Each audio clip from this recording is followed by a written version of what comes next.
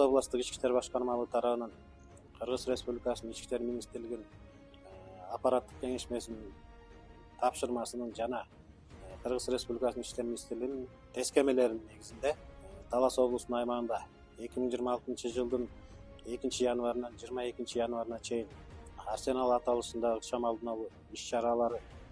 жана ошондой эле жарандардын ок атчу куралдарына инвентаризациялоо иштерин жүргүзүүнүн негизинде Талас облусунун аймагынан жалпы 51 ок атчу куралдар алынды.